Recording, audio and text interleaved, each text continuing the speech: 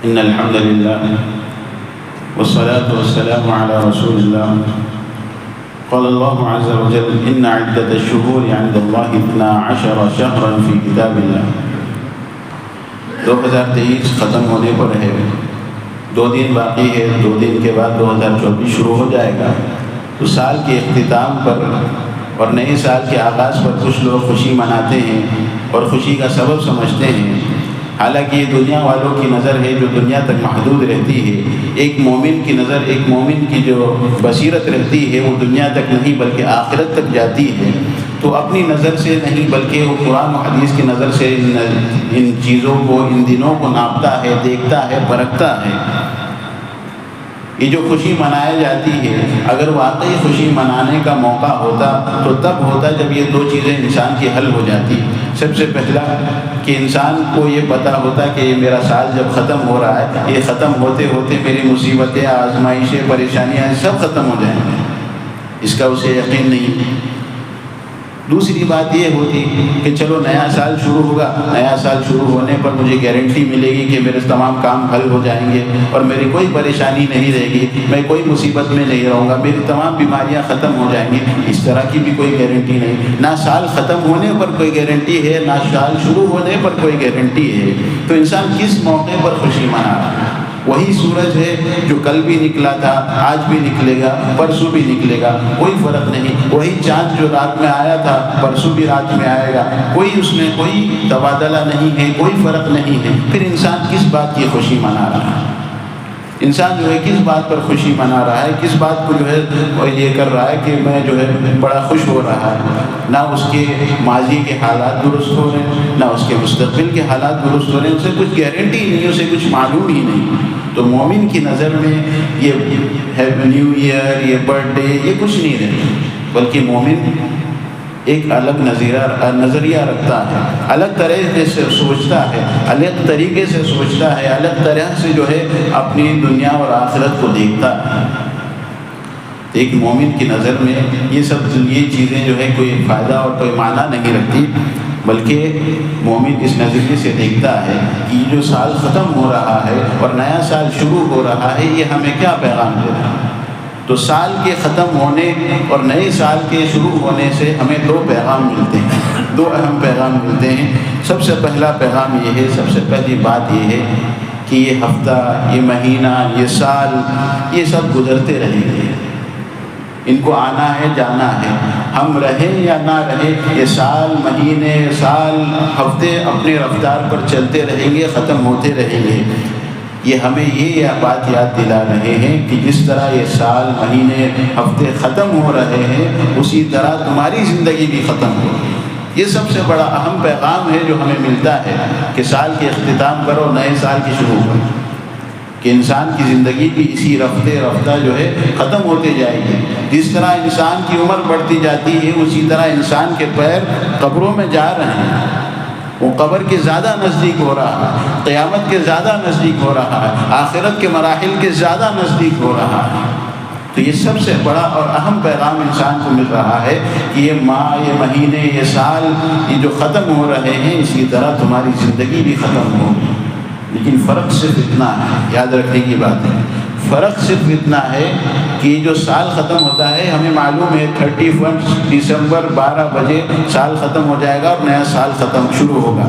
لیکن انسان کی زندگی کب ختم ہوگی، کیسے ختم ہوگی، انسان کو نہیں پتا. یہ بہت بڑا فرق ہے اور بہت بڑا پیغام ہے انسان کے لیے. انسان جو ہے کسی سفر کے لیے نکلنا چاہتا ہے، کہیں جانا چاہتا ہے تو بڑی تیاری کے ساتھ جاتا ہے اور اس کو پتا ہے میں سفر میں جاؤں گا، واپس لوٹ جاؤں گا. اور دنیا کا کوئی ایسا کونا نہیں جہاں انسان جا کر واپس نہیں آ سکتا ہو. کیسے نہ کیسے وہاں سے اپنے مقام پر، اپنے جگہ پر لوٹ سکتا ہے. لیکن آخرت کا سفر ایسا سفر ہے کہ ایک مرتبہ شروع ہو گیا تو انسان کبھی واپس نہیں لوٹ سکتا ہے. تو اس کے لیے ہم نے کیا تیاری کی ہے، اس کے تعلق سے سوچنا ہمارے لیے ضروری ہے. اور ایک مومن صرف سال کے ختم ہونے کا انتظار نہیں کرتا، مہینے کے ختم ہونے کا انتظار نہیں کرتا کہ جب مہینہ ختم ہوگا تو میں دیکھوں گا، سال ختم ہوگا تو اپنی آخرت کی تیاری کروں گا. نہیں، بلکہ جب انسان سوتا ہے، آپ صلی اللہ علیہ وسلم نے کیا دعا سنی؟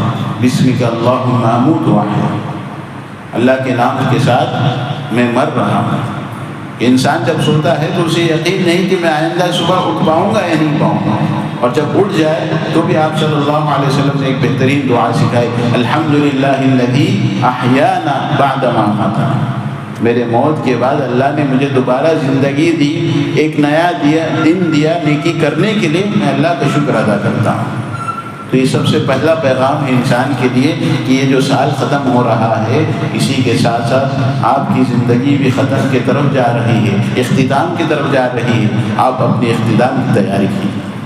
دوسری بات، قرآن و سنت ہمیں یہ اہم سبق پڑھاتا ہے کہ اختتام ہونا اہم نہیں ہے، خاتمہ ہونا اہم نہیں، بلکہ خاتمہ بالخیر ہونا اہم ہے۔ خاتمہ اچھا ہو، صحیح ہو، ایمان کی حالت میں ہو، یہ زیادہ اہم ہے۔ مرنا ہر کسی کو، جتنی بھی مخلوق اللہ رب العالمین نے پیدا کی، ہر انسان کو اس دنیا کو چھوڑ کر جانا ہے، ہر مخلوق کو مرنا ہے، لیکن مرنا کیسا ہو؟ مرنا اچھا ہو، بہترین ہو، ایمان کی حالت میں ہو، اسلام کی حالت میں ہو، یہ اہم ہے۔ اسی لیے رسول اکرم صلی اللہ علیہ وسلم نے فرمایا انما الاعمال بالخواتیم، کہ اعمال کا دار و مدار خواتین پر ہے، خاتمے پر ہے۔ انسان کا خاتمہ کیسا ہوگا، اسی پر پورے اعمال کا دار و مدار ہوتا ہے۔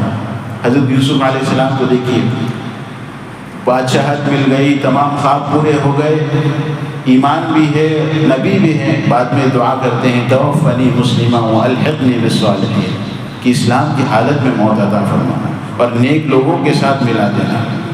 ایک نبی جن کے پاس دین اور دنیا کی تمام دولتیں ہیں، اس کے باوجود بھی زبان سے دعا کر رہے ہیں کہ اللہ موت دینا تو اسلام کی حالت میں دینا، ایمان کی حالت میں دینا۔ اللہ رب العالمین ہم سب کو خاتمہ بالخیر نصیب فرمائے، حسن خاتمہ ہم سب کو نصیب فرمائے۔ ایک مومن ہمیشہ اس بات کی فکر مندی میں رہتا ہے کہ اس کا خاتمہ کیسے ہوگا، وہ جس دنیا سے جب جائے گا تو کس حالت میں جائے گا۔ اسی لیے اللہ رب العالمین نے دعا سکھائی ربنا لا تزغ قلوبنا بعد اذ ہدیتنا وہب لنا من لدنک رحمۃ، اے پروردگار ہدایت کے بعد ہمیں جو ہے گمراہ نہ کرنا، ہمارے دلوں کو جو ہے بھٹکا نہ دینا۔ تو ربنا لا تزغ قلوبنا بعد اذ ہدیتنا، ہدایت ملنے کے بعد انسان کو، ایک مومن کو ہمیشہ یہ فکر رہتی ہے کہیں وہ غلط راستے پر نہ چلے جائے، کہیں جو ہے وہ گناہوں کے راستے پر نہ چل پڑے۔ تو انسان کے پاس اگر ایمان ہے، اللہ نے ایمان کی دولت سے نوازا ہے، تو اسے مغرور نہیں ہونا چاہیے کہ اس کا خاتمہ کیسا ہوگا، اس کی ہمیشہ وہ فکر رکھے۔ اور اگر ایک انسان ناقص ہے، گنہگار ہے، تو وہ اللہ کا شکر ادا کرے کہ اللہ نے زندگی کی نعمت دی ہے، اس نعمت سے وہ فائدہ اٹھائے اور اپنے آپ کو سدھارنے کی کوشش کرے۔ یہ جو خاتمہ کا معاملہ ہے، یہ بڑا عجیب معاملہ ہے۔ صحیح بخاری کی روایت ہے، حضرت عبداللہ ابن مسعود رضی اللہ عنہ کہتے ہیں کہ رسول اکرم صلی اللہ علیہ وسلم نے فرمایا فوالذی لا الہ غیرہ ان احدکم لیعمل بعمل اہل الجنہ، کہ اس ذات کی قسم جس کے علاوہ کوئی معبود نہیں ہے، کہ تم میں سے ایک انسان جو ہے نیک اعمال کرتا ہے، جنت کے جانے والے اعمال کو کرتا ہے، لیکن تقدیر اس پر سبقت لے جاتی ہے اور جنت سے وہ کتنا دور ہوتا ہے، صرف ایک ہاتھ دور رہتا ہے جنت کے، کہ اور ایک ہاتھ اگر وہ عمل کر لے تو جنت میں چلے جائے گا، لیکن تقدیر اس پر غالب آ جاتی ہے اور ایسا برا عمل کر جاتا ہے کہ اس کے جیسے وہ جہنم میں چلے جاتا ہے۔ پوری زندگی نیکی پر قائم تھا، آخر میں خود خاتمہ اس کا جو ہے شر کے ساتھ ہوا، وہ جہنم میں چلا گیا۔ اسی طرح ایک انسان پوری زندگی گناہوں میں مبتلا تھا، لیکن آخر میں جب اس کے اور جہنم کی آڑ میں صرف ایک ہاتھ کا فاصلہ تھا، وہ کوئی نیک عمل کرتا ہے، اللہ رب العالمین اسے جنت میں داخل کرتا ہے۔ تو جو انسان کے پاس نیکی ہے، نیک اعمال ہے، ایمان ہے، وہ کبھی بھی مغرور نہ ہو، اس کو ہمیشہ اس بات کی فکر ہونی چاہیے کہ میرا خاتمہ کیسا ہوگا۔ اور جن کے پاس ایمان نہیں ہے، ایمان میں کمزور ہے، نیکیوں میں کمزور ہے، ان کے پاس موقع ہے، وہ آگے بڑھے، گناہوں کو چھوڑ دے، نیکیوں پر عمل کریں۔ اس کی جو تفسیر علماء نے کی ہے، اس کی جو تشریح کی ہے اس حدیث کی، کہ انسان جو ہے جنت کے اعمال کرتے کرتے آخر میں ایسا کوئی نہ کون سا کام کر لیتا ہے جس کی وجہ سے وہ جہنم میں چلے جاتا ہے۔ اس کی پہلی تفسیر یہ کی گئی کہ انسان بظاہر تو نیک لگتا ہے، نیک اعمال کرتا ہے، لیکن وہ جو اعمال کرتا ہے، نیکیاں کرتا ہے، وہ دکھاوے کے لیے کرتا ہے، لوگوں پر احسان کرنے کے لیے کرتا ہے، اپنے آپ کو بڑا دکھانے کے لیے کرتا ہے، اس کے اعمال میں اخلاص نہیں رہتا، تو ظاہر وہ نیک لگتا ہے، لیکن اس نیک لگنے کے باوجود بھی اللہ رب العالمین ایسے لوگوں کو ظاہر کر کے اس کو موت دے دیتے ہیں۔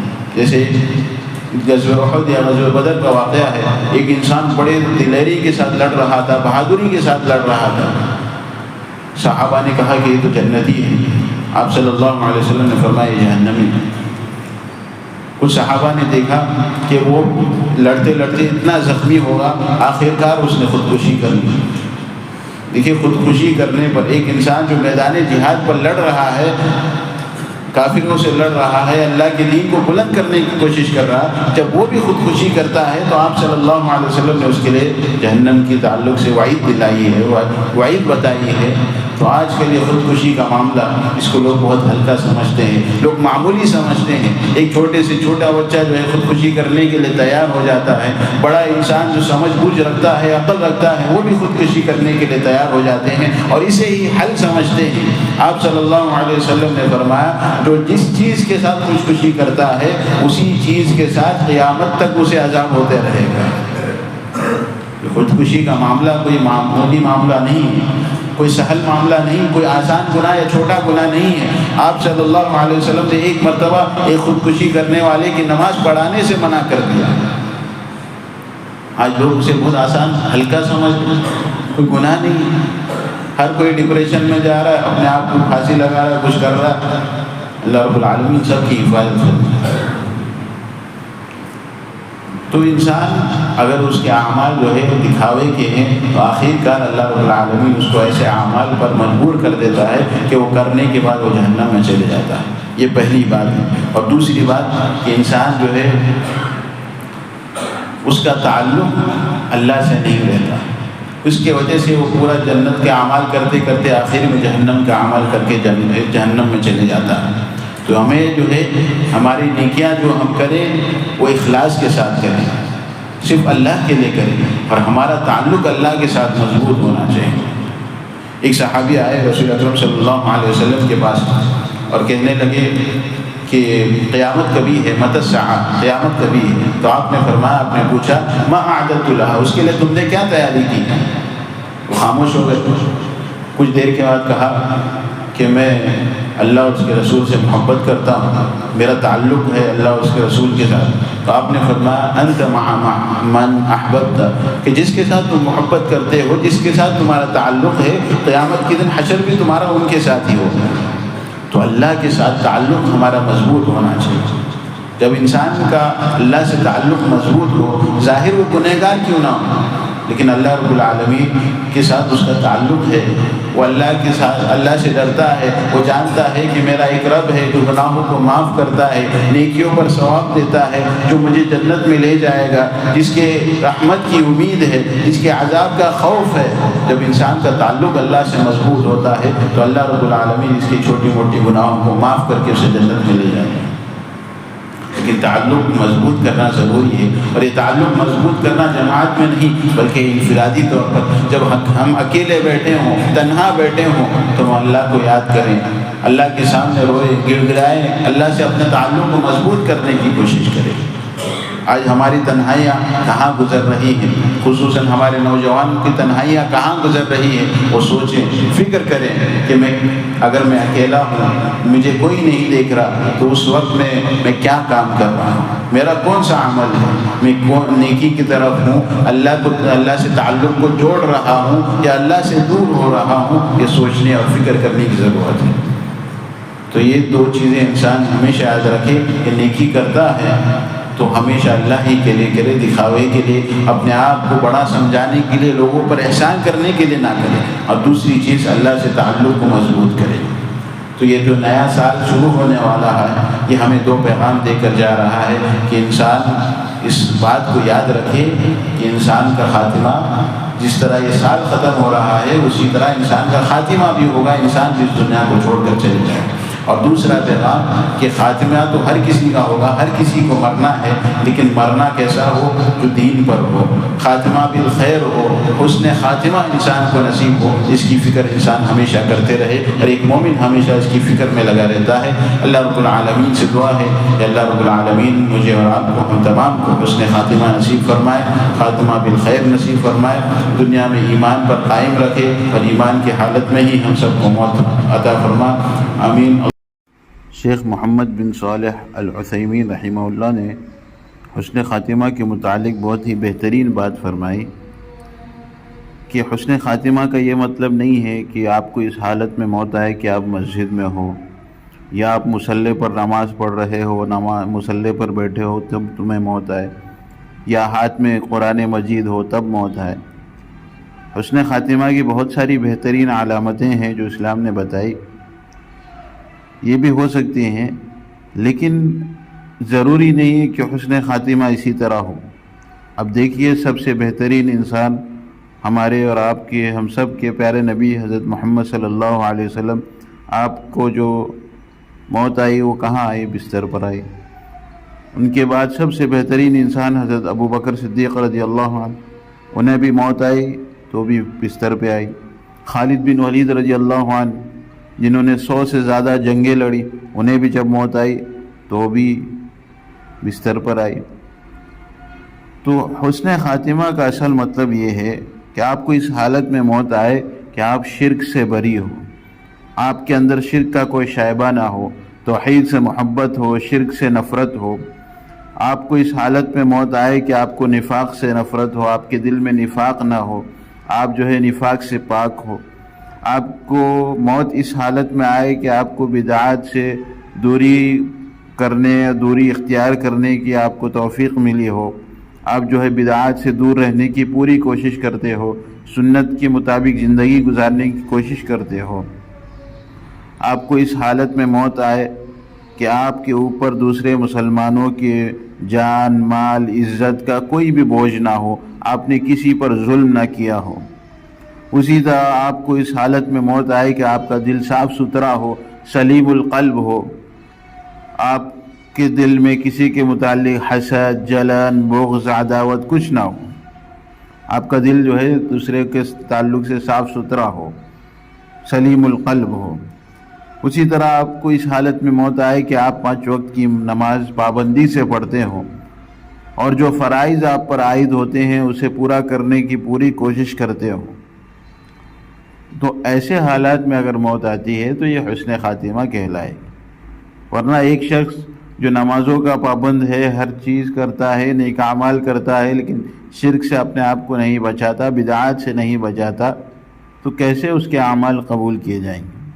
اللہ رب العالمین ہم سب کو نیک اعمال کرنے کی توفیق عطا فرمائے، گناہوں سے بچنے کی توفیق عطا فرمائے، حسن خاتمہ ہم سب کو نصیب فرمائے۔ اللہم احسن عاقبتنا فی الامور کلها واجرنا من خزي الدنيا وعذاب الآخرة۔ اللہم احسن خاتمتنا، اللہم احسن خاتمتنا، اللہم احسن خاتمتنا، اللہم احسن عاقبتنا فی الامور کلها واجرنا من خزي الدنيا وعذاب الآخرة، آمین۔